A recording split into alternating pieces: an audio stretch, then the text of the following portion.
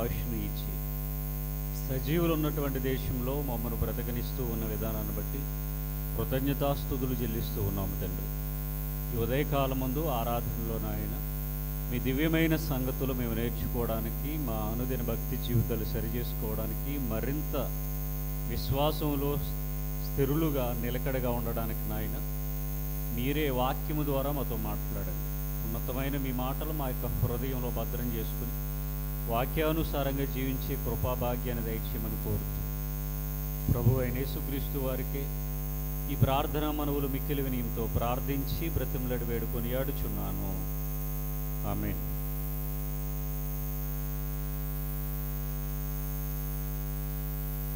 చేరి వచ్చిన దేవుని పిల్లలైన మీ అందరికీ మనందరి ప్రభువును లోకరక్షకుడైన యేసుక్రీస్తు వారి ఘనమైన నామమున నా యొక్క శుభములు వందనములు తెలియజేస్తూ ఉన్నా.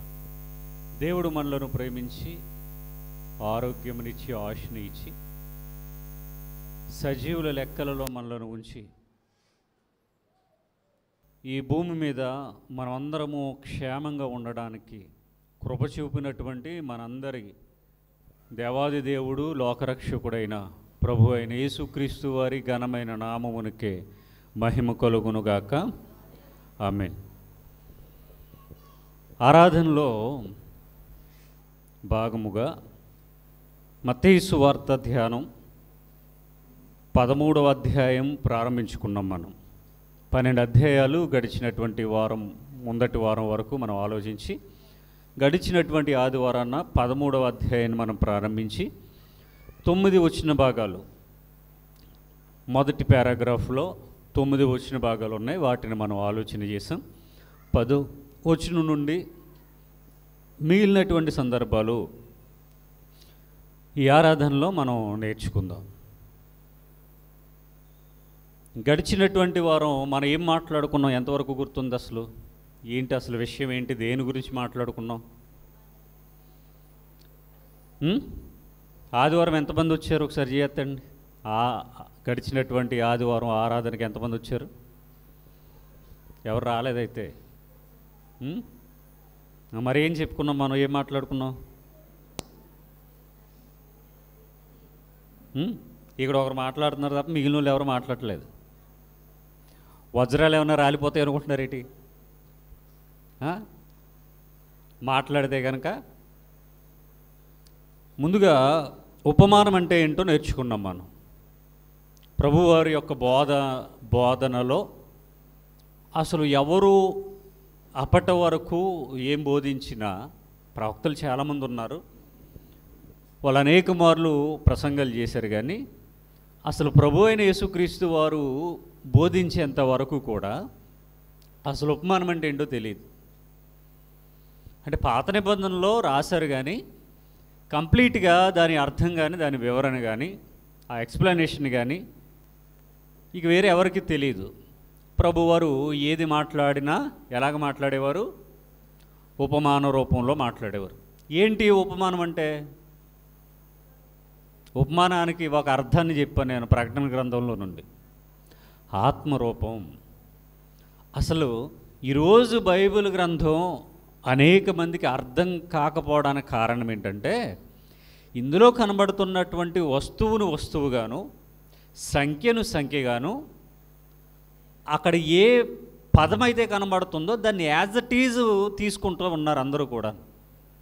అలాగే యాజ్ ఇట్ ఈజ్ తీసుకోవటం వలన ఇది మనందరికీ ఒకలా అర్థమవుతుంది. కానీ నిజానికి దేవుడు ఎన్నుకున్నటువంటి విధానం ఏంటి?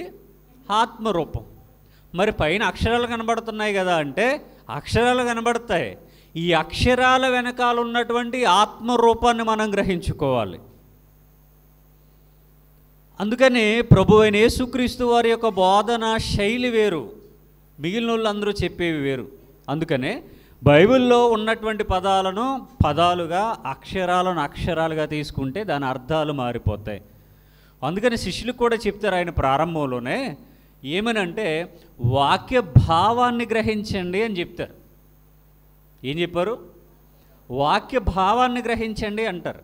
అందుకనే అసలు దేవుడు అనే కాన్సెప్ట్లో తండ్రి అంటే భూమి మీద తండ్రి ఉంటాడు కదా, అలా తీసుకోకూడదు. కుమారుడు అంటే భూమి మీద ఉన్న కుమారుడుగా తీసుకోకూడదు. అక్కడ కనబడుతున్నటువంటి తండ్రి అంటే తండ్రి కాదు, కుమారుడు అంటే కొడుకు కాదు. అర్థాలను వేరు, వాటి భావాలను మనం గ్రహించాలి. అలా గ్రహించకపోవడం వలననే బైబిల్ గ్రంథం ఈరోజు అపార్థమైపోతుంది. అందుకనే శిష్యులకి ఏ వాక్యం అయితే అర్థం కాలేదో వెంటనే ప్రభువారిని అడిగి తెలుసుకునేవారు. కానీ ఈరోజు క్రిస్టియానిటీ అలా లేదు. నేర్చుకోవాలని కానీ, అడిగి తెలుసుకోవాలని కానీ, సత్యాన్ని గ్రహించాలని కానీ అలా లేరు ఈరోజు. అందుకనే వాక్యం అపార్థమైపోతూ ఉంది. రైట్. విత్తువాని కూర్చున్నటువంటి ఉపమానాన్ని చెప్పారు. కొన్ని విత్తనాలు ఎక్కడ పడ్డాయి?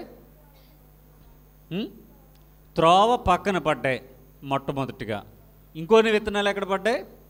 రాతి నేలను పడ్డాయి రెండవది. ఇక మూడవది ముండ్ల పొదలు లేదా ముండ్ల తొప్పుల్లో పడ్డాయి. ఇక నాలుగవది మంచి నేలను పడ్డాయి. 4 రకాల విత్తనాల గురించి చెప్పారు. ఇప్పుడు 10వ వచనం నుండి ఈరోజు మనం ఆలోచన చేస్తూ ఉన్నాం. మత్తయి సువార్త 13వ అధ్యాయము 10వ వచనం. తరువాత శిష్యులు వచ్చి, నీవు ఉపమాన రీతిగా ఎందుకు వారితో మాట్లాడుచున్నావని ఆయనను అడుగగా, ఆయన వారితో ఇట్లనెను. ఈ పైన ఉన్నటువంటి సందర్భంలో ఈ విత్తువాని గూర్చినటువంటి ఉపమానం ఎక్కడ చెప్పాడు ఆయన? ఎక్కడ చెప్పారు? ఆయన సముద్రం తీరం వెంబడి వెళ్ళి అక్కడ కూర్చున్నప్పుడు అనేక మంది జన సమూహాలు వచ్చారు. ఎప్పుడైతే వీళ్ళందరూ వచ్చారో ఆ సముద్రం ఒడ్డున ఉన్నటువంటి ఒక దోణిలోనికి ఎక్కి దోణి మీద కూర్చున్నాడు. అనేక జన సమూహాలు వచ్చి అక్కడ ఇసుకలో కూర్చోవడం, నిలబడడం ఏదో జరిగింది మొత్తానికి. వాళ్ళందరూ వచ్చిన తర్వాత ఈ విత్తువాని కూర్చుని ఉపమానం చెప్పారు. ఇప్పుడు ఉపమానం అయిపోయిందిగా, 9వ వచనంతో ఉపమానం అయిపోయింది. ఇప్పుడు 10వ వచనంలో తర్వాత శిష్యులు వచ్చి, అంటే ఆయన మాట్లాడడం అయిపోయిన తర్వాత వచ్చి, నీవు ఉపమాన రీతిగా ఎందుకు వారితో మాట్లాడుచున్నావని అడిగారట. ఎవరితో మాట్లాడుతున్నాడు ఆయన? జన సమూహాలతో మాట్లాడారు.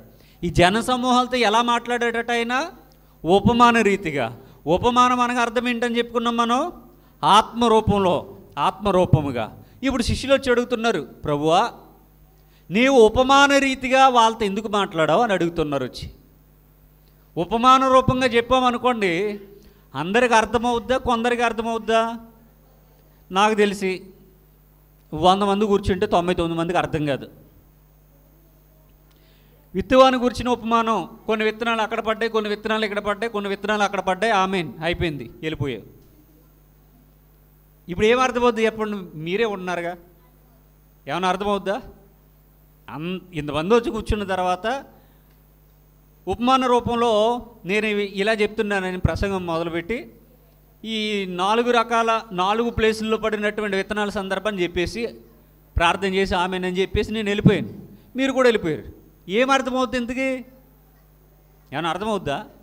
అసలు ఈయన ఈ విత్తనాలు కూడా ఎందుకు చెప్పాడు? మనం ఏమైనా పంట వేసుకునేటప్పుడు ఇలాంటి జాగ్రత్తలు తీసుకోమని చెప్పాడా? ఏ విత్తనాలు వేయమని చెప్పాడు? ఏ నేలలో వేయమని చెప్పాడు? అసలు ఎందుకు విత్తనాల కోసం చెప్పాడు? సర్లే ఏదో చెప్పాడు ఆయన, విన్నాం. ఆదివారం ఆరాధనకి వెళ్ళాము, ఆయన చెప్పాలి చెప్పేశాడు, మనం వినాలి, వినేసి అంతే. ఆయన ఏం చెప్తే ఇంక మనకేంటి? ఇంతే తప్ప అందులో ఉన్నటువంటి లోతు ఆత్మరూపంగా మాట్లాడేసి వెళ్ళిపోతే ఎవరికి అర్థమవుతుంది? ఏం అర్థం కాదు. ఆ పైన కనిపించే పదాలు విత్తనాలు, మంచి నేల, రాతి నేల, ముండ్ల పొదలు, దారి పక్కన లేదా త్రోవ పక్కన, అంతే. ఇంక అందులోని వివరణ ఏముంటుంది? అంటే ఆత్మరూపంగా మాట్లాడినటువంటి సందర్భాలు అందరికీ అర్థం కావు. దీనిని మనం గ్రహించాలి. అందుకని ఇప్పుడు శిష్యులు వచ్చి అంటున్నారు, ప్రభువా నీవు ఉపమాన రీతిగా ఎందుకు వారితో మాట్లాడుచున్నావని ఆయనను అడుగగా. ఆయన అడుగుతూ ఉన్నారు, ఉపమాన రూపంలో మాట్లాడావు కదా, ఎందుకు నీవు వాళ్ళతో ఎలా మాట్లాడావు? ఉపమాన రూపంగా ఎందుకు మాట్లాడావు అని అడిగారట. అడిగితే ఆయన వారితో ఇట్లా నేను ఎవరితో? శిష్యులతో చెప్తా ఉన్నారు. ఏమని చెప్పారట? పరలోక రాజ్య మర్మములు ఎరుగుట మీకు అనుగ్రహింపబడి ఉన్నది కానీ వారికి అనుగ్రహింపబడలేదు. అండర్లైన్ దిస్ వర్డ్, అండర్లైన్ చేసుకోండి, చాలా ఇంపార్టెంట్ ఇది, చాలా చాలా ఇంపార్టెంట్. మళ్ళీ చదవండి. పరలోక రాజ్య మర్మములు ఎరుగుట మీకు అనుగ్రహింపబడి ఉన్నదే కానీ వారికి అనుగ్రహింపబడలేదు.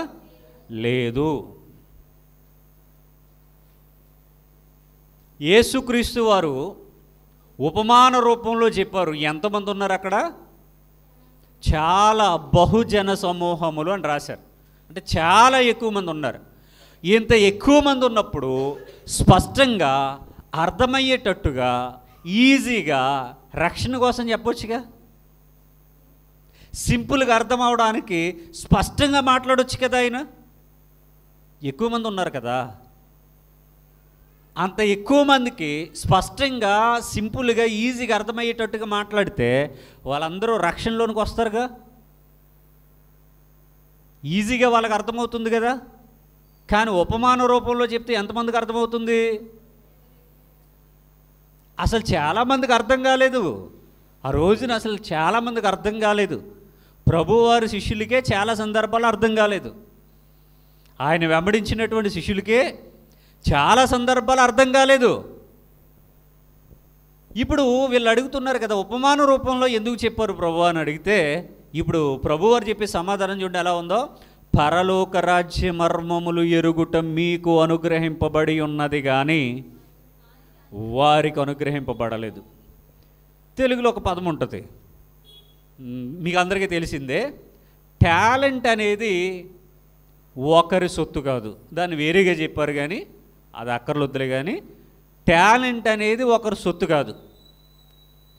దీన్ని మనం జ్ఞాపకం పెట్టుకుంటే, దీన్ని మనం ఆలోచిస్తే, నాకున్న జ్ఞానం వేరు, మీకున్న జ్ఞానం వేరు. అందరికీ ఒకే రకమైన జ్ఞానం ఉంటుందా? అందరికీ ఒకే రకమైన తెలివితేటలు ఉంటాయా? అందరికీ ఒకే రకమైన సమయస్ఫూర్తి ఉంటుందా? ఉండదు. ఒక్కొక్కరికి వేరు వేరుగా ఉంటుంది. చిన్నపిల్లల జ్ఞానం వేరు, పెద్దవాళ్ళ జ్ఞానం వేరు, బాగా చదువుకున్న వారి జ్ఞానం వేరు, చిన్న చిన్న పనులు చేసుకునే వారి జ్ఞానం వేరు, నా జ్ఞానం వేరు, మీ జ్ఞానం వేరు. అంటే ఒక్కొక్కరి జ్ఞానం ఒక్కొక్కలా ఉంటుంది. ఒక్కొక్కరికి ఒక్కొక్క టాలెంట్ కూడా ఉంటుంది. ఒకరికున్న టాలెంట్ మరొకరికి ఉండకపోవచ్చు. ఇప్పుడు సుమారుగా ఒక్కడే దేవుడు, ఆయనే ప్రభు అయిన యేసుక్రీస్తు వారని ఈ బోధలోనికి మనం రావటం, ఈ బోధలో నిలబడటం, యేసుక్రీస్తు వారి కొరకు ఉన్నతంగా నేర్చుకోవటం, ఇవన్నీ జరిగినప్పుడు నన్ను డైరెక్ట్గా అనకపోయినా నా గురించి మాట్లాడినటువంటి మాటల్లో ఒక మాట ఏంటంటే, ఈ లోకంలో అనేక మంది పెద్ద పెద్ద సేవకులు ఉన్నారు. నేను చెప్తున్నాను, ఉన్నారనే చెప్తా ఉన్నాను. ఉదాహరణకు మనకు తెలిసిన వారి పేర్లలో విజయప్రసాద్ రెడ్డి గారు కావచ్చు, జేమ్స్ గారు కావచ్చు, సాగర్ గారు కావచ్చు, సునీల్ గారు కావచ్చు, వంశీ గారు కావచ్చు, పిడి సుందరరావు గారు కావచ్చు.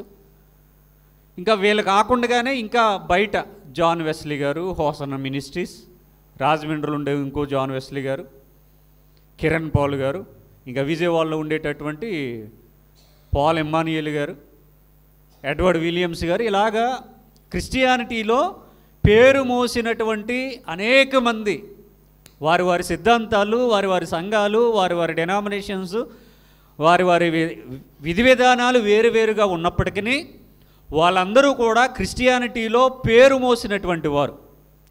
ఇప్పుడు చాలామందికి ఎదురైనటువంటి లేదా వాళ్ళకి కలిగినటువంటి లేదా పక్కోళ్ళు చెప్పినటువంటి ఒక ఆలోచన ఏంటంటే, ఇంతమంది చాలా పెద్ద పెద్దోళ్ళు ధనంలో కానీ, కీర్తి ప్రతిష్టల్లో కానీ, రాజకీయంగా కానీ, డబ్బు హోదా పరపత్తులు కానీ, లేదా వారు ఏదైతే జ్ఞానమని బోధిస్తున్నారో అందులో కానీ వీళ్ళంతా చాలా గొప్పవాళ్ళు కదా. మరి వాళ్ళందరికీ తెలియంది ఈయనొక్కడికే తెలిసిందా అనే ప్రశ్న లేవనెత్తారు. ఈయనకంటే ముందు అనేక మంది సీనియర్స్గా సేవలో ఉన్నటువంటి వారికి వాళ్ళెవ్వరికీ తెలియనటువంటి దేవుని విషయాలు ఈయనకు ఒక్కడికి తెలిసాయా? ఈయన ఒక్కడే సత్యం చెప్తున్నాడా? మిగిలిన వాళ్ళంతా అసత్యం చెప్తున్నారా? వాళ్ళందరూ నరకానికి వెళ్ళిపోతారా అనే ప్రశ్నలు లేవనెత్తారు. డైరెక్ట్గా నన్ను అడగలేదు, కానీ నాకు తెలుసు. అయితే ఎవరి భక్తి వాళ్ళది, ఎవరి ప్రాణాలకు వారే ఉత్తరవాదులు. ఇవి మొట్టమొదటిగా మనం గ్రహించుకోవాలి. ఎవరి భక్తి వాళ్ళది, ఎవరి ప్రాణాలకు వారే ఉత్తరవాదులు. మన భక్తికి ఆ జేమ్స్ గారు దేవునికి సమాధానం చెప్తారా?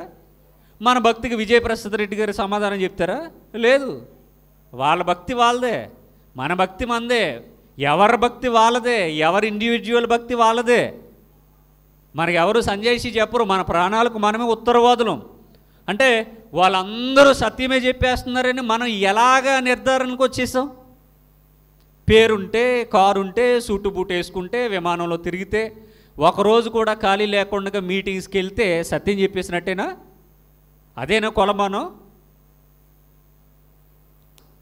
వాళ్ళను బోల్డ్ మంది మీటింగ్లు పిలిస్తే సత్యం చెప్పేసినట్టేనా? వాళ్ళ దగ్గర డబ్బులు ఉంటే సత్యం చెప్పేసినట్టేనా? ఒకసారి మనం ఆలోచించాలి. ఇవేమీ కొలమానాలు కాదు. ఆల్రెడీ గడిచినటువంటి ఆరాధనలోనే, అంటే మొదటి భాగాల్లో, తండ్రిని గూర్చి నేను ఎవరికైతే తెలియచేస్తానో వాళ్ళకే తెలుసు, కుమారుని గూర్చి తండ్రి ఎవరికైతే బయలుపరుస్తాడో వాళ్ళకే తెలుసు అన్నాడు. ఇంకా మిగిలిన వాళ్ళు ఎవరికి తెలియదని ఆరాధనలోనే మనం మాట్లాడుకున్నాం. మిగిలినటువంటి వారు ఎవరికి కూడా తండ్రి గురించి తెలియదు, కుమారుని గురించి తెలియదు అని ప్రభువారు చెప్పారు. మరి ఆ వాక్యాన్ని బట్టి ఎంతమందికి తెలుసు? అక్కడ అందరూ కూడా ఫెయిల్యూరే. తర్వాత లోకంలో ఘనులుగాను, జ్ఞానులుగాను, వివేకులుగాను, తెలివైన వారుగాను ఉన్నవారికి నా జ్ఞానాన్ని మరుగు చేసి చంటి పిల్లలకి లేదా పసిబాలురకు తెలియచేస్తున్నానని ప్రభువారే చెప్పేశారు డైరెక్ట్గాను. ఈ లోకంలో జ్ఞానులు, ఘనులు, గొప్పవారు, తెలివైన వారు, వివేకవంతులుగా ఎన్నో ప్రసంగాలు, ఎన్నో సిద్ధాంతాలు ప్రతిపాదించిన వారు ఉన్నారు క్రిస్టియానిటీలోనే. కానీ వాళ్ళెవరికీ కూడా నా మర్మాలను తెలియచేయకుండా నేను వాళ్ళకు మరుగుపరచడం అంటే వాళ్ళకి తెలియచెప్పలేదు నేను. మరి ఎవరికి చెప్పావు ప్రభు అంటే పసిబాలురకు, చంటి పిల్లలకు తెలియజేశాను అన్నాడు. ఆనాడు ప్రభు వారి యొక్క శిష్యులు వాళ్ళు పెద్దగా చదువుకోలేదు, వాళ్ళకు తెలియదు, నిజానికి వాళ్ళంత జ్ఞానవంతులు కాదు. కానీ వాళ్ళని ఆయన ఎన్నుకున్నాడు.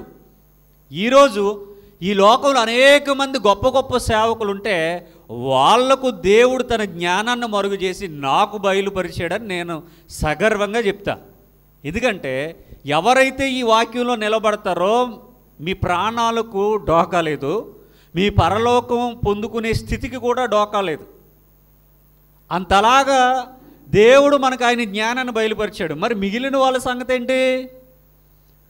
బైబిల్ గ్రంథంలో నుండి అక్షరాలు కూడా రావు వారికి. ఇది నేను ఎవరితో అయినా మాట్లాడగలను. బైబిల్లో నుండి అసలు అక్షరాలు కూడా రావు వాళ్ళకి. లోకంలో గనులే, డబ్బులోను, పేరులోను, హోదాలోను, పరపతులోను వాళ్ళ సంఘాలు గొప్పవే. కానీ పరలోక రాజ్య ప్రవేశానికి మాత్రం వారికి చోటు లేదు. ఇది పక్కా. అయితే మరి మన భక్తి జీవితాలు ఎలా ఉన్నాయి? పులుని చూసి నక్క వాతలు వేసుకున్నట్టుగా ఉంటాయి. ఎందుకని? దూరపు కొండ నునుపు అంటాం కదా, నిజానికి కొండ నునుపుగా ఉంటుంది. ఏంటి రాజమండ్రి కానీ లేదా విజయవాడ కానీ వీళ్ళు చూసారనుకోండి, హైదరాబాద్ వెళ్ళేటప్పుడు కానీ జర్నీలో ఉన్నప్పుడు అక్కడ దూరంగా కనబడుతూ ఉంటాయి బస్సులో. మనకి బస్సు మీద అయినా ఎలా వెళ్ళినా చాలా అందంగా ఉంటాయి. ఫోటోలు తీసుకుంటాం కూడా మనం. ఒకసారి దగ్గరికి వెళ్ళే ప్రయత్నం చేయండి, అసలు ఇది కొండైనా అన్నట్టుగా ఉంటుంది. మీరు సాహసం చేసి కనుక ప్రయత్నం చేసి అక్కడికి ఎక్కగలిగితే, వెళ్ళగలిగితే అసలు ఇది కొండైనా అన్నట్టుగా అనిపిస్తుంది. భయంకరంగా ఉంటుంది. కానీ దూరంగా చూసినప్పుడు అందంగా ఉంటుంది. మన భక్తి జీవితాలు కూడా అంతే. ఎవరినో మనం స్క్రీన్ మీద యూట్యూబ్లో, ఫేస్బుక్లో, వాట్సాప్లో మనకి ఎవరో ప్రసంగాన్ని చిన్న బిట్ కట్ చేసి బ్యాక్గ్రౌండ్ మ్యూజిక్ చేసి ఎడిటింగ్ చేసి పంపిస్తే మనకు భలేగా ఉంటుంది. కానీ నిజానికి ఆ వాక్యాలు మనల్ని పరలోకానికి చేరుస్తాయా అని ప్రశ్న వేస్తే కనుక అవండి ఆ వాక్యాలన్నీ కూడా చెప్పే వాళ్ళంతా కూడా భ్రష్టత్వంలో పిహెచ్డి చేశారని మనం తెలుసుకోవాలి. ఇక్కడ ఇంకా సీక్రెట్గా ప్రభువారు ఒక విషయాన్ని క్లియర్ చేశారు. ఎందుకు ఈ విషయాలన్నీ మరలా గుర్తు చేస్తూ ఉన్నానంటే, ఈ 11వ వచనంలో పరలోక రాజ్య మర్మములు ఎరుగుట మీకు అనుగ్రహింపబడి ఉన్నది కానీ వారికి అనుగ్రహింపబడలేదు. మీకు అనుగ్రహింపబడి ఉన్నది కానీ వారికి అనుగ్రహింపబడలేదు. ప్రశ్న ఏంటి అసలు? ప్రభువా, ఇంతమంది జనసమూహాలు వచ్చారు కదా, మరి వారికి ఉపమాన రూపముగా ఉపమాన రీతికి ఎందుకు బోధించారు మీరు అంటే వాళ్ళ అర్థం ఏంటి? ఇంతమంది వచ్చారు కదా ప్రభువా, మీరు సరళమైన భాషా ధోరణి ఈజీగా వాళ్ళకి అర్థమయ్యేటట్టుగా చెబితే వాళ్ళు ఎంతో సంతోషంగా వెళ్తారు కదా, ఆనందపడతారు కదా. మీ వాక్యాన్ని విని ఇంతమంది వస్తే వాళ్ళకు మీరు ఎలా చెప్పారు? ఇప్పుడు ఉపమాన రూపంలో చెప్పారు. ఏమర్థమవుద్ది? ఉపమాన రూపంలో చెప్తే ఏమర్థమవుద్ది? ఎందుకు ఇలా చెప్పారని అడుగుతూ ఉన్నారు. చాలామంది ప్రసంగికులకు ఉన్నటువంటి ఒక బ్యాడ్ హ్యాబిట్ ఏంటంటే, జనాలు చూసేటప్పటికి ప్రసంగాలు మారిపోతాయి. వాళ్ళకి ఇచ్చిన సమయం కానీ చెప్పే సబ్జెక్ట్ కానీ ప్రతిదీ మారిపోతాయి. ప్రభువారు అలా చేయలేదు. జనాలు ఎక్కువ మంది వచ్చారు కదా అని జోకులు వేయలేదు, ఎంటర్టైన్మెంటు చేయలేదు, ఎక్కువసేపు చెప్పేద్దాము అనుకోలేదు, వాళ్ళను ఆయన వైపు ఏదో లాగేసుకుందామని కూడా ప్రయత్నం చేయలేదు. కానీ నేడున్నటువంటి ప్రసంగికులకి ఇది ఒక సైకలాజికల్ డిజార్డర్ అని చెప్పాలి. అంటే ఒక పిచ్చి. సైకలాజికల్ డిజార్డర్ అంటే బాగుంటుంది ఇంగ్లీష్లో పదం, తెలుగులో ఇది పిచ్చి అంటే బాగోదు అంతే కదా. ఏంటి పిచ్చి? జనాలను చూసిన తర్వాత ప్రసంగాలు మార్చేయటం, సమయాన్ని వృధా చేయటం, హాస్యం చేయటం అంటే నవ్వించడం, ఇవన్నీ కూడా నేడున్నటువంటి ప్రసంగికులకు అలవాటుగా మారిపోయింది. కానీ ప్రభువు వారి దగ్గర అది లేదు. అనేక మంది వస్తే వారికి ఎలా బోధించారట ఆయన? ఉపమాన రూపంగా. అంటే అందులో చాలామందికి అర్థం కాలేదని మనం గ్రహించాలి. ఎందుకు అలా చెప్పాడట? రీజన్ ఏంటట?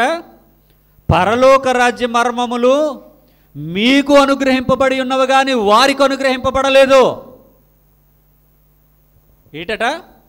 పరలోక రాజ్య మర్మములు మీకు అనుగ్రహింపబడి ఉన్నవి కానీ వారికి అనుగ్రహింపబడలేదు. సేమ్.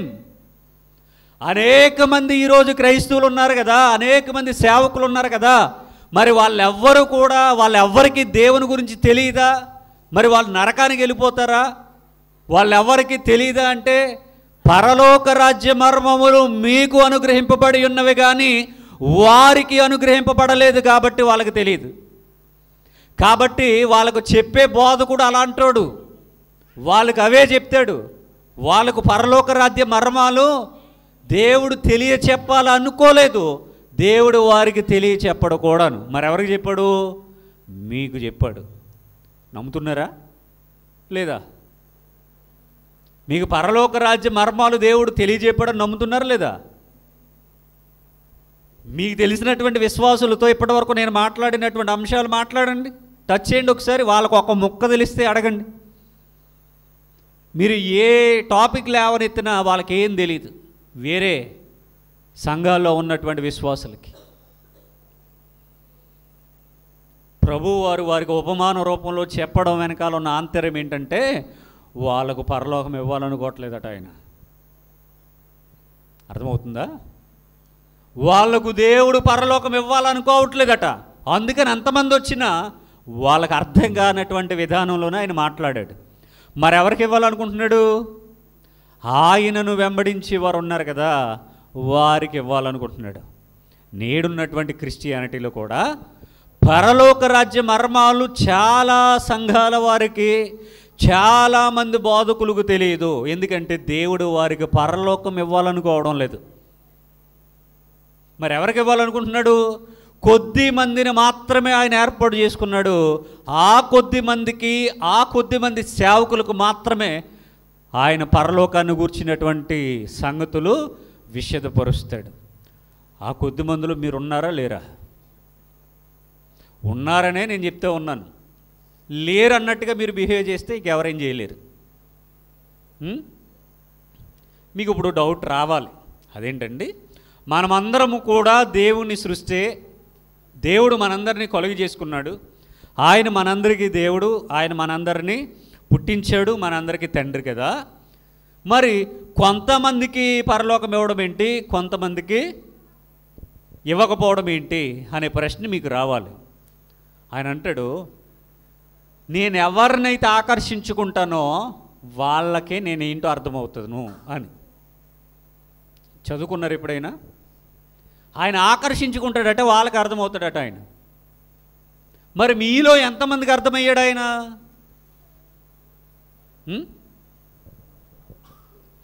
లేపమ్మ, మీలో ఎంతమందికి అర్థమయ్యాడు ఆయన? అర్థమయ్యాడా? ఆయన ఆకర్షణలో ఉంటేనే మనం పరలోకం చేరుకోగలుగుతాం. ఆయన ఆకర్షణలో లేకపోతే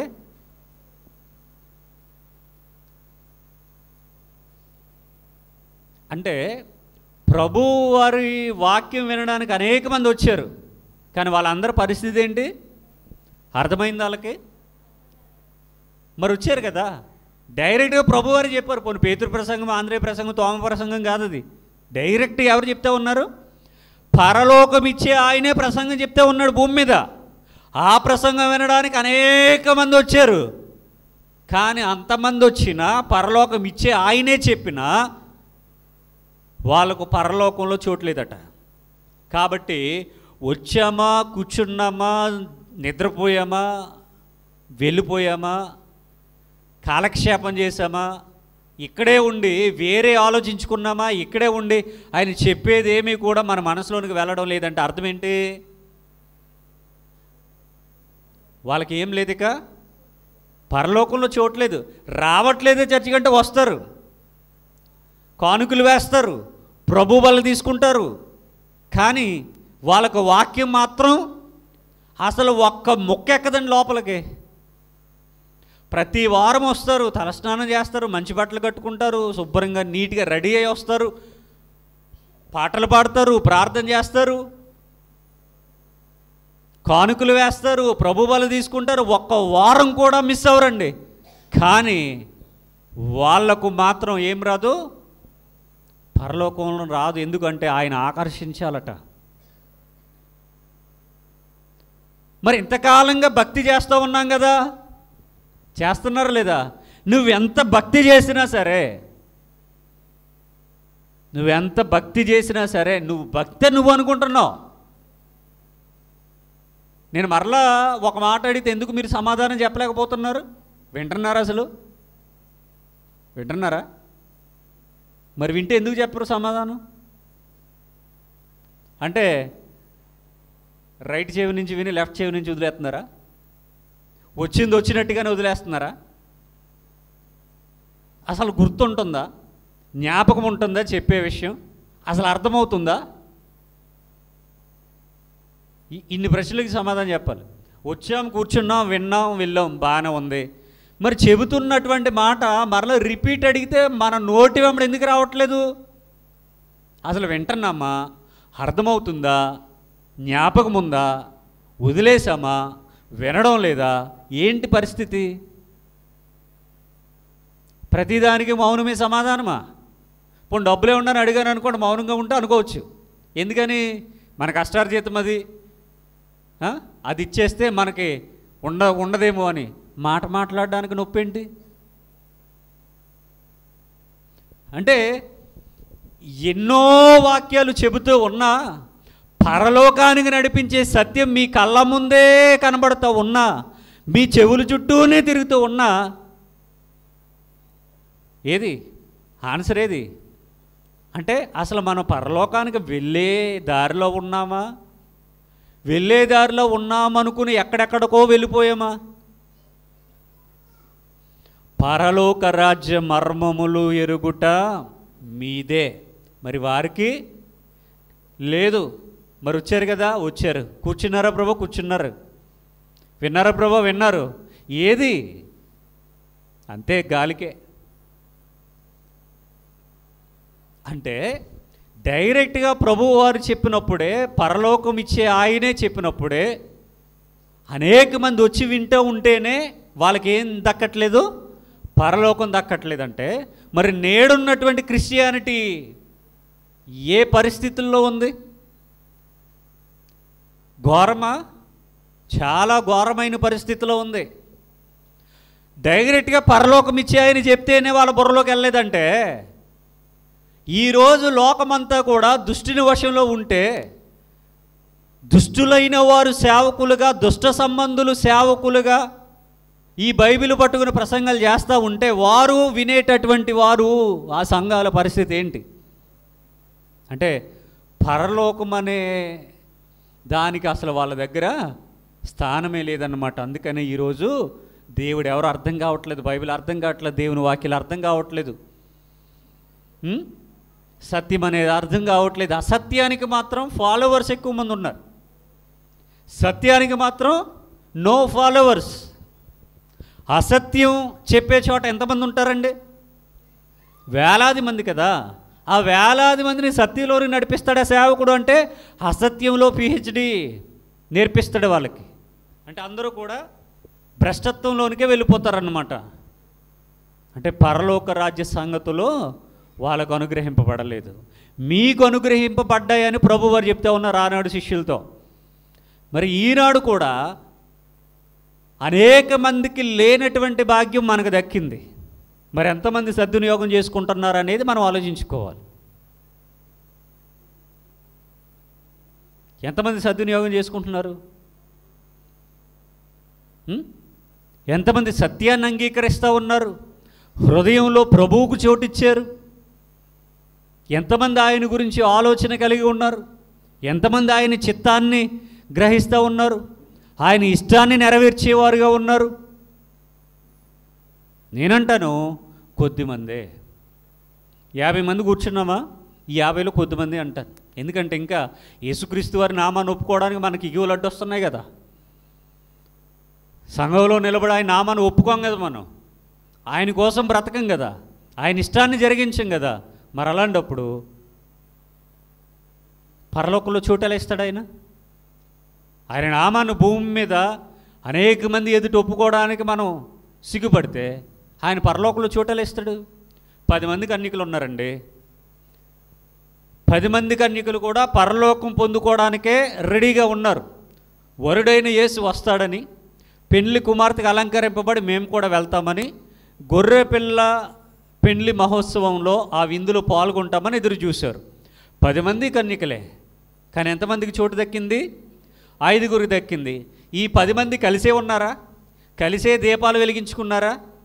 కలిసే ఒక చోటుకు వచ్చారా? కలిసే పడుకున్నారా? అంతా కలిసే. కానీ పరలోకం మాత్రం ఎంతమందికి దక్కింది? సేమ్. సంఘం కూడా అంతే. 50 మంది ఒకే ప్రాంతం వారు, 50 మంది బాప్తిస్మం తీసుకున్నారు, 50 మంది ప్రార్థన చేస్తారు, 50 మంది దేవుని పని చేస్తారు, 50 మంది అన్నీ చేస్తారు. కానీ ఇందులో పరలోకం చేరుకునేది కొద్దిమందే. ఆ కొద్ది మందిలో ఎవరున్నారో అనేది మనం గ్రహించుకోవాలి. నాకు నేనుగా నేనున్నానా లేదని నేను గ్రహించుకోవాలి. మీకు మీరుగా మీరు ఉన్నారా లేదని మీరు గ్రహించుకోవాలి. మన భక్తి కేవలం ఆదివారానికి పరిమితమైపోకూడదు. మిగిలినటువంటి 6 రోజులు కూడా, ఆదివారంతో పాటుగా మిగిలిన 6 రోజులు కూడా భక్తి అనేది ప్రభువు మెచ్చేవారుగా ఉండాలి మనం. అప్పుడే పరలోకంలో చోటు. అంటే వేలాది మంది వచ్చినా వాళ్ళెవరికి కూడా ఏం లేదట, పరలోక రాజ్యాన్ని కూర్చున్నటువంటి మర్మాలు చెప్పాలని ఆయన అనుకోవట్లేదు. వాళ్ళకు అనుగ్రహింపబడలేదట. అందుకని ఈరోజు సెలబ్రిటీ హోదాలో ఉన్నటువంటి సేవకులను చూసి మనం వాతలేసుకోకూడదు. వాళ్ళ ప్రసంగాలు విని మనమేదో అసత్యంలో ఉన్నామన్న భ్రమలో మీరు ఉండకూడదు. మీరున్నది సత్యంలోనే. గుడ్డివాడు గుడ్డివానికి త్రోవ చూపగలడా, ఇద్దరు పడి గుంటలో పడతారని వాక్యం ఉంది. వారు ఏ స్థితిలో ఉన్నారో మీరు దాన్ని గ్రహించాలి. వారు గుడ్డి స్థితిలో ఉన్నారు, గుడ్డివారుగా వారు ఉన్నారు. కాబట్టి మనం గ్రహించాలి. ఇక్కడ అంటున్నాడు పరలోక రాజ్య మర్మములు ఎరుగుట మీకు అనుగ్రహింపబడింది, వాళ్ళకు కాదు. దేవుడు వాళ్ళకి ఇవ్వాలనుకోవట్లేదట. ఇక్కడ 12 మంది ఉన్నారు మీకు అంటున్నాడు. ఈ 12 మందిలో అందరికీ రాదు. మరలా ఈ 12 మంది పరలోకానికి అర్హులు కాదు సుమా. ఆల్రెడీ ఒకడు పోగొట్టేసుకున్నాడుగా. మరి మిగిలిన 11 మంది కూడా అర్హులు కాదు. మరి పని చేయలేదా? చేశారు. అదేంటండి, వీళ్ళు ఆయన చూశారు, ఆయనతో నడిచారు, స్వస్థతలు చేశారు, అవి చేశారు, ఈ చేశారు అని చెప్పినా మరి ఇస్కరియోతు యోధా కూడా అన్నీ చేశాడు. అంటే ఈరోజు సేవకులకే దిక్కు లేనప్పుడు విశ్వాసుల పరిస్థితి ఏంటి అని మనం ఆలోచించాలి. ప్రభువా నన్ను పిలిచి ప్రతివాడు పరలోకం చేరడే అన్నాడు ఆయన. చెప్పేసాడు ఆయన, చెప్పకుండా ఏమీ లేడు. మొత్తం దియాల బ్యాచ్లకి, స్వస్థతల బ్యాచ్లకి, అన్ని బ్యాచ్లకి ఆయన బాగా వాతలేశాడు. ఎవరిని విడిచిపెట్టలేదు ఆయన. అసలు ఆయన గురించి తెలిస్తే కదా. ఈరోజు ఎవరైనా చచ్చిపోయారు అనుకోండి, పరలోక పిలుపు, స్వర్గస్థులైరి, ఈ బోర్డులన్నీ కనబడతాయి మనకి. నిజంగా స్వర్గం ఇచ్చేసాడు దేవుడు? నిజంగా పరలోకానికి పిలిచేసుకున్నాడా? అంతకుముందు భక్తి జీవితం మీద ఆధారపడి ఉండదా ఏంటి పరలోకం అనేది? ఎప్పుడో తెలిసి తెలియని వయసులో బాప్తిజం తీసుకున్నాడట, అంతే. మరలా దేవుని మందిరానికి రావడం కానీ, వాక్యం వినడం కానీ, ఒకరోజు దేవుడి కోసం బ్రతకడం కానీ ఇవేమీ ఉండవు. చనిపోయిన తర్వాత పెట్టిలో పెట్టేయాలి. పెట్టిలో పెట్టేస్తే వచ్చే లాభము కానీ నష్టం కానీ ఏమి లేదు. అది ఒక ఆచారం మాత్రం, అంతే. పెట్టిలో పెట్టడం అనేది ఒక ఆచారం, అంతే. పెట్టిలో పెట్టినా పెట్టకపోయినా దానికి పరలోకానికి సంబంధం లేదండి. అసలు దానికి పరలోకానికి సంబంధం లేదు. అంటే ఈ లోకంలో ఉన్నటువంటి సాంప్రదాయాలను బట్టి, వారి సాంప్రదాయాలను బట్టి కార్యక్రమాలు చేస్తారు, అంతే. ఎవరిని పెట్టిలో పెట్టేసినా, ఎవరిని పెట్టిలో పెట్టకపోయినా అదేం ప్రాబ్లం కాదు. భక్తి మీద ఆధారపడి ఉంటుంది కానీ పెట్టి మీద ఆధారపడి ఉండదు. సమాధి రాడు మీద ఆధారపడి ఉండదు పరలోకం అనేది. పెట్టిలో వేసిన వస్తువుల మీద ఆధారపడి ఉండదు పరలోకం అనేది. పాస్టర్ గారు చేసిన ప్రార్థన మీద ఆధారపడి ఉండదు పరలోకం అనేది. పాస్టర్ గారు వచ్చి అంటాడు, ఇప్పుడు ప్రభువా ఈ ఆత్మను నీ రాజ్యంలో చేర్చుకో అంటాడు. ఆల్రెడీ ఆత్మ వెళ్ళిపోయి 2 రోజులు అయిపోయింది. రాత్రి 9 గంటలకు మరణించారనుకోండి, ఈరోజు 11 గంటలకు సమాధి చేశారనుకోండి, ఇది ఆల్రెడీ 2వ రోజు. ఇది ఆల్రెడీ 2వ రోజు. ఆత్మ వెళ్ళడానికి పట్టే కాలం ఎంత? క్షణం. ఇప్పుడు 2 రోజులకు వచ్చి ఆత్మను చేర్చుకోమంటే ఆయన ఆల్రెడీ ఎక్కడో ఫిక్స్ పెట్టేశాడు, లోపల ఎక్కడో పెట్టేశాడు. ఆయన పెట్టేసిన దాన్ని ఇప్పుడు ఈయన ప్రార్థన చేసాడు కానీ మళ్ళీ లాక్ ఓపెన్ చేసి ఆత్మను అక్కడ నుండి తీసి మళ్ళీ ఇంకో చోట పెడతాడండి ఆయన. అంత ఏం లేదు అక్కడ, అంత ఏం లేదండి. చనిపోయిన వారి గురించి అసలు ఏం చేసినా ఇక ప్రయోజనం ఉండదు. బ్రతుకున్నప్పుడే వాళ్ళ ఆత్మను రక్షించడానికి మనం ఏం ప్రయత్నం చేసినా, ప్రయాసపడినా బ్రతుకున్నప్పుడే. చనిపోయిన తర్వాత ఏ ప్రయత్నం చేసినా ఫలితం ఉండదు. అంటే అనేక మంది ఈరోజు క్రైస్తవ్యంలో గొప్పవారిగా, విశ్వాసులుగా, సేవకులుగా ఉన్నప్పటికీ పరలోకం అనేది వాళ్ళ ఎవ్వరికి లేదు అని దేవుడు తెలియజేస్తూ ఉన్నాడు. కనుక మనం జాగ్రత్తగా ఆయన వాక్యాన్ని మనం అర్థం చేసుకునేటటువంటి ప్రయత్నం చేయాలి. పరలోక రాజ్య మర్మములు ఎరుగుట మీకు అనుగ్రహింపబడి ఉన్నది, వారికి అనుగ్రహింపబడలేదు గనుక నేను వారితో ఎలా మాట్లాడనంటున్నాడు ప్రభువారు?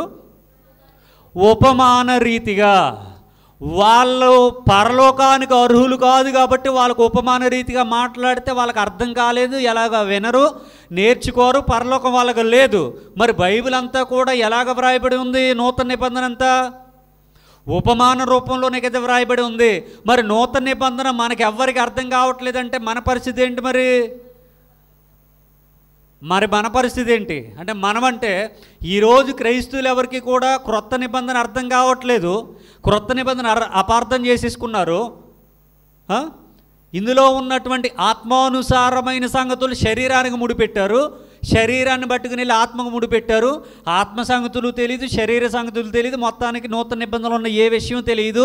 మర్మంగా వ్రాయబడినటువంటి పరలోక రాజ్యపు సంగతులు ఎవరికి ఈరోజు అర్థం కావట్లేదంటే వీళ్ళందరూ కూడా ఏ జాబితాలో లేరు? పరలోకం వెళ్ళే జాబితాలో లేరు. స్పష్టం. అర్థమైతే అమోఘం, అర్థమైతే పరలోకం, అర్థం కాకపోతే నరకమే. ఈరోజు నూతన నిబంధన ఎంతమంది అర్థం చేసుకున్నారు చెప్పండి? నూతన నిబంధన, పాత నిబంధన పక్కన పెడదాం. అర్థమైందా? అసలు పాత నిబంధనలో ఒకే ఒక్క దేవుని గొడవండి. ఈజీగా అర్థమవడని చెప్తా ఉన్నా. పాత నిబంధనలు ఎంతమంది దేవులు గొడవ ఉంటుంది? ఒక్క దేవుడు గొడవ ఉంటుంది. క్రొత్త నిబంధనకు వచ్చిన తర్వాత ముగ్గురు దేవులు గొడవ వస్తుంది. అంటే ముగ్గురు ఉన్నారనా? లేదు, కొత్త నిబంధనలో కూడా ఒకే దేవుడు ఉన్నాడు, కానీ ముగ్గురు ఉన్నట్టు కనబడుతూ ఉంది. వాక్యాలు కనబడుతూ ఉన్నాయి. అంటే క్రొత్త నిబంధన చదివే విషయంలో నువ్వు మరి జాగ్రత్త పడుతున్నావా? అర్థం చేసుకునే విషయంలో జాగ్రత్త ఉందా? అపార్థం చేసేసుకున్నావా? ఇక్కడ ముగ్గురుగా వ్రాయబడి ఉంది కాబట్టి ముగ్గురు అని చెప్పేసావంటే నువ్వు ఎక్కడున్నావు? నరకానికి అతి చేరువలో ఉన్నావు, జారిపోవడానికి సిద్ధంగా ఉన్నావు. అసలు అపవాది వాక్యాలన్నీ కూడా, మనల్ని మాయ చేసే వాక్యాలన్నీ కూడా, మనల్ని మోసగించేటటువంటి వాక్యాలన్నీ కూడా ఎక్కడ కనబడతాయి తెలుసా? నూతన నిబంధనలోనే కనబడతాయి. ఎందుకు అంటే ఇది నిన్ను పరీక్ష పెడుతుంది. పాత నిబంధన చదువు ఒక్క దేవుడే కనబడతాడు, గొడవలేదు. క్రొత్త నిబంధన చదువు ముగ్గురు కనబడతారు. ఈ ముగ్గురులో ఎవరిని నమ్మాలి? అంటే వచ్చేసాయి ఇక వాక్యాలు. ఏ వాక్యం చదివినా అపవాది నిన్ను పడగొట్టడానికి అనేకమైన వాక్యాలు కనబడతాయి. వాక్యం ఉంది కదా అంటావు నువ్వు, రెఫరెన్స్ ఉంది కదా అంటావు నువ్వు. దాని అర్థం వద్దా? దాని భావం వద్దా? దాని మర్మం తెలుసుకోవా? వాక్యం ఉంది లేదని ఎవరు చెప్పారు? ఆ వాక్యం ఎలా వచ్చిందో తెలియాలి నీకు. పాత నిబంధనలో ఒకే దేవుని గురించి ఉండు, క్రొత్త నిబంధనలో ముగ్గురు గొడవ ఎలా వచ్చిందని ఆలోచించవా? ఈ సృష్టిని చేయడానికి ముగ్గురు దేవులు కావాలా? ఏంటి సందర్భాలేంటి, సంగతులేంటి, ఎలా ఆలోచించాలి, ఎలా అర్థం చేసుకోవాలి? నేను అపార్థం చేసుకున్నానా, అర్థం చేసుకున్నానా? నేను దేవుని ఆకర్షణలో ఉన్నానా? పరలోక రాజ్యపు సంగతులు నాకు అర్థమవుతున్నాయా? ఉపమాన రూపంగా వ్రాయబడినటువంటి సందర్భాలు నేను గ్రహించానా లేదని మనం అర్థం చేసుకుంటే మనం పరలోకానికి వెళ్తామా, నరకానికి వెళ్తామని అర్థమవుద్ది. ఈరోజు నూతన నిబంధన అర్థం కావట్లేదు, అపార్థం చేసుకున్నారు.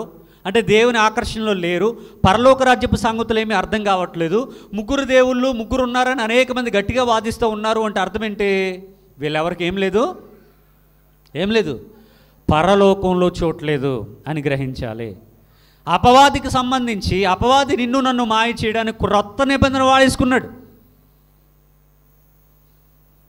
ఉదాహరణ, యేసుక్రీస్తు వారు భూమి మీదకి వచ్చిన తర్వాత అపవాది వచ్చి శోధించాడా, శోధించలేదా? మరి పాత నిబంధనలో దేవుని ఎందుకు శోధించలేదు?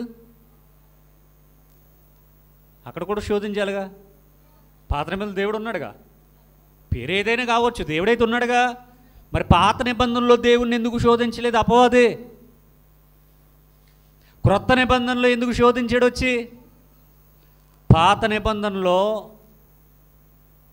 వ్రాయబడినటువంటి సందర్భాలు ఒక్క దేవుని గురించే వ్రాయబడతాయి, అందులో ఇబ్బంది ఏమి లేదు. అలాగని దాన్ని ఒక్కదాన్ని నమ్మమని కూడా కాదు. మరలా బైబిల్ అనేది పరిపూర్ణంగా 66 పుస్తకాల యొక్క సారాంశాన్ని మనం గ్రహించాలి. ఒక వచనం కాదు, 66 పుస్తకాల సారాంశాన్ని గ్రహించాలి. నూతన నిబంధనలో దేవుడు వచ్చాడు భూమి మీదకి, అపవాది కూడా వచ్చి శోధించడం మొదలెట్టాడు. అదేంటి? పరలోక రాజ్యపు సంగతులు అన్నాడు, అపవాది కూడా కొన్ని ఇన్క్లూడ్ చేశాడు ఇందులో ఏది దేవుని వాక్యం, ఏది పరలోకాన్ని నడిపించేది, ఏది మనల్ని భ్రష్టత్వంలోకి నడిపించేది అర్థం చేసుకోవడంలో అనేక మంది విఫలమైపోతూ ఉన్నారు. కనుక నూతన నిబంధన చదివేటటువంటి మనం ఆచితూచి ఆలోచించాలి. క్రొత్త నిబంధన అర్థం కాని వారు, అందులో వ్రాయబడినటువంటి మర్మాలు తెలియని వారు, ఆత్మానుసారమైన సంగతులు గ్రహించినటువంటి వారు పరలోకానికి అర్హులు కాదు. వ్రాయబడినటువంటి వాక్యాన్ని వ్రాసినట్టుగా తీసుకోవడానికి అవకాశం లేదు. అది నిన్ను మాయ చేస్తుంది, మోసం చేస్తూ ఉంది. గ్రహించాలి. ఇవి గ్రహించిన వాళ్ళకి వాక్యం అర్థమవుతుంది. ఈ లోకంలో ఉన్న బోధకులందరూ కూడా గ్రహించారు అనుకుంటున్నారా? గ్రహిస్తే ముగ్గురు దేవుళ్ళు అని ఎందుకంటారు అంటే వాళ్ళు ఎవరికి కూడా అర్థం కాలేదు, తత్వజ్ఞానాన్ని బోధిస్తూ ఉన్నారు కనుక వాళ్ళెవరికి పరలోకపు రాజ్యపు మర్మాలు తెలియదు, దేవుని ఆకర్షణలో లేరు అని మనం గ్రహించాలి. ఒక వాక్యాన్ని చూద్దాం. కీర్తనల గ్రంథం 25వ అధ్యాయము, కీర్తనలు 25:14 వచనం. యెహోవా మర్మము ఆయన యందు భయభక్తులు గలవారికి తెలిసి ఉన్నది, ఆయన తన నిబంధనను వారికి తెలియచేయును. ఇది కూడా అండర్లైన్ చేసుకోండి. యెహోవా మర్మము ఆయన యందు భయభక్తులు గల వారికి తెలిసి ఉన్నది. దేవుడు తన మర్మాన్ని ఎవరికి తెలియజేస్తాడట? ఆయన యందు భయభక్తులు గలవారికి. ఆయన యందు భయభక్తులు గలవారికి. ఇక్కడ యెహోవా అంటే ఎవరిని అర్థం చేసుకోవాలి మనం? యేసుక్రీస్తు. పాత నిబంధన కాబట్టి యెహోవా అని రాశారు. అంటే దేవుని గూర్చినటువంటి మర్మము ఆ దేవుని యందు భయభక్తులు గలవారికే అర్థమవుతుంది. దేవుడే వారికి తెలియజేస్తాడు, దేవుడే వారికి ఆ జ్ఞానాన్ని ఇస్తాడు. ఆయన తన నిబంధనను వారికి తెలియజేయును, తన నిబంధనను వారికి తెలియజేయును. ఎవరు చెప్పాలట? ఆయనే చెప్పాలి, ఆయనే చెప్పాలి. తన నిబంధన వారికి తెలియజేస్తాడు. ఆయన యందు భయభక్తులు గలవారికే ఆయన ఎవరో అర్థమవుతుంది, ఆయన మర్మం అర్థమవుతుంది. ఆయన ఆకర్షించుకుంటాడు, ఆయన తెలియచెప్పుకుంటాడు. ఒక్కొక్కసారి నాకు అనిపిస్తుంది, అసలు ఈ వాక్యపు లోతులు నాకు ఎలా అర్థమవుతూ ఉన్నాయి, నేను ఎలా తెలుసుకోగలుగుతున్నాను, నేను ఎలా గ్రహించుకుంటున్నాను. ఒకప్పుడు ఇలా లేనుగా, ఒకప్పుడు ఈ భావం తెలిసేది కాదు కదా. దేవుని కృపలో దేవునితో సహవాసం కలిగినటువంటి అతి కొద్ది మంది 1 or 2 persons మాత్రమే దేవుడు నాకు స్నేహితులుగా ఇచ్చారు. వారి ద్వారా అనేకమైన సంగతులు కూడా నేను తెలుసుకుంటాను. అలాగా ఈ సత్యాన్ని అనేక మందికి చెప్పడానికి దేవుడు నాకు కృప చూపారు.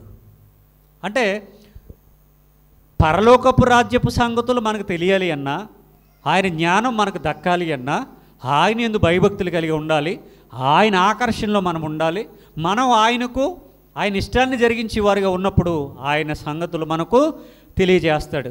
మిగిలిన వారి సంగతి అంతే. ఫస్ట్ మనం ఏం ఆలోచించాలంటే, మనకు ఒక్కరికే పరలోకం వస్తుందా, ఈయనకు ఒక్కడికే తెలుసా, ఇవి మానేసి నేను పరలోకం వెళ్ళాలి అంటే నా భక్తి జీవితం ఎలా ఉండాలని ఆలోచించాలి. చదువుకునే స్టూడెంట్స్కి ఒక స్వార్థం ఉంటుంది. ఏంటో స్వార్థం చెప్పాలి. ఏంటి స్వార్థం? స్టూడెంట్స్కి ఉండే స్వార్థం ఏంటి?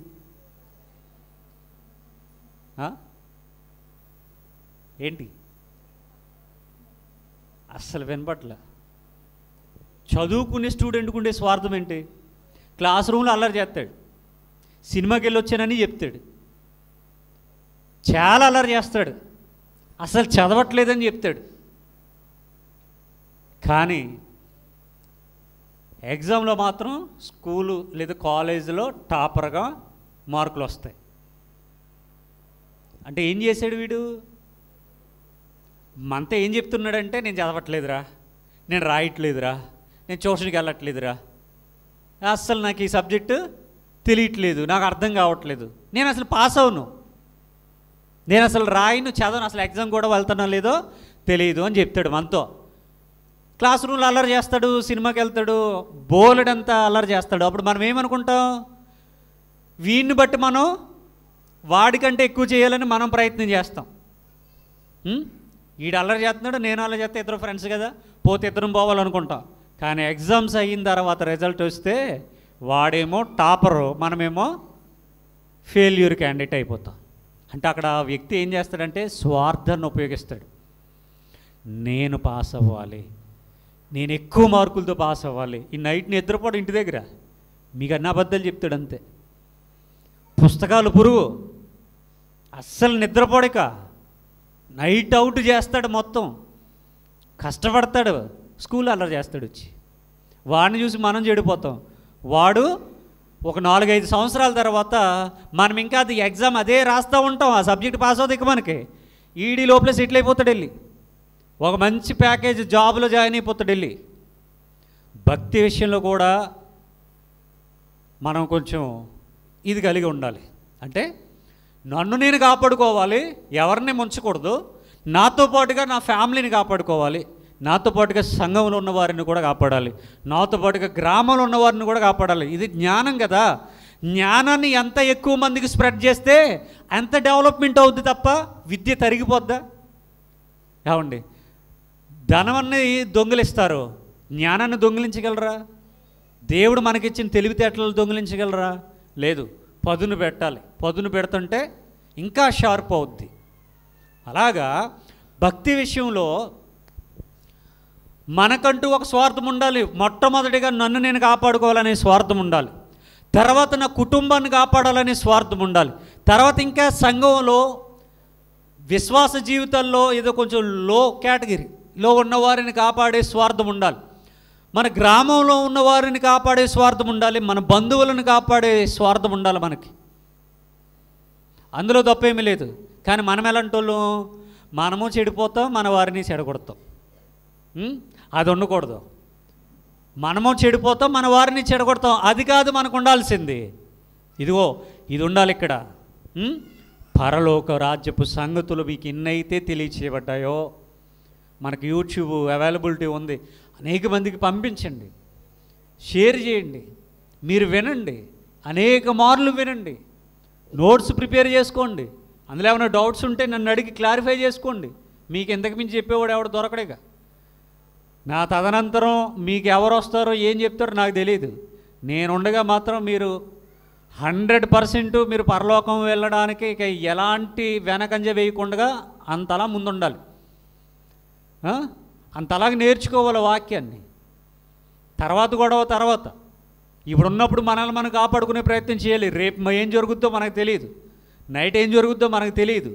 కాబట్టి మన భక్తి జీవితాలు అనేవి చాలా సెన్సిటివ్ మ్యాటర్. అది దాన్ని మనం కాపాడుకోకపోతే మన పరిస్థితి అగమ్య గోచరం అయిపోద్ది.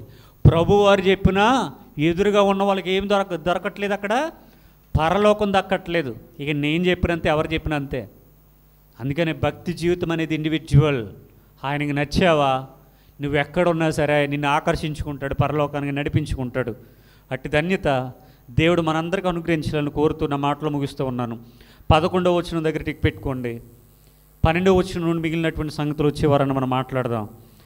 మీరు వచ్చే వారానికి మిగిలినటువంటి సందర్భాలను చదువుకుని దాని గురించి ఆలోచించి రావాలి. ప్రతి వారం ఇలా చెప్పడానికి కారణం ఏంటి? ఇదిగో మర్మయుక్తంగా వ్రాయబడినటువంటి సందర్భాలు. దీన్ని ఆలోచిస్తే మనకేం అర్థమైంది, ఈరోజు సత్యం మనకి ఎలా అర్థమవుతుంది. మనం కూడా ఇప్పుడు చెప్పినటువంటి సత్యంతోనే ఏకీభవించి అట్టి రీతిలో ఆలోచన కలిగి ఉంటే పరలోకం మందే. ప్రార్థన చేసుకుందాం. సర్వోన్నతుడు మహోన్నతుడు అయిన దేవా, యేసయ్య, మీ ఘనమైన నామమును బట్టి వందనాలు, స్తుతులు, స్తోత్రాలు తెలియజేస్తూ ఉన్నాను. ఆనాడు మీ కళ్ళ ముందున్న అనేక మంది మరి పరలోకం చేరుకోవడంలో నాయన వారికి ఆ యొక్క మర్మాలు అనుగ్రహింపబడలేదు అని, కేవలం మీకు మాత్రం అనుగ్రహింపబడ్డాయని మీరు తెలియజేశారు. ఈనాడు కూడా కోటాను కోట్ల క్రైస్తవ సమూహాలు ఉన్నప్పటికీ, లక్షల మంది సేవకులు ఉన్నప్పటికీ నాయన కొద్ది మందికి మాత్రమే మీరు అనుగ్రహించారు. ఆ కొద్ది మందిలో మేము ఉన్నామని ఆయన నమ్ముచి ఉన్నాం. ఇంకొన ఎవరన్నా లేనివారు ఉంటే, మరి ఈ వాక్యాన్ని వింటూ ఉంటే నాయన వారిని కూడా నడిపించమని కోరుతూ, ప్రభువును లోకరక్షకుడైనటువంటి యేసుక్రీస్తు వారికి ప్రార్థన మనవులు మిక్కిలి వినయంతో ప్రార్థించి సమర్పించి వేడుకొని ఆడుచున్నాను. ఆమేన్.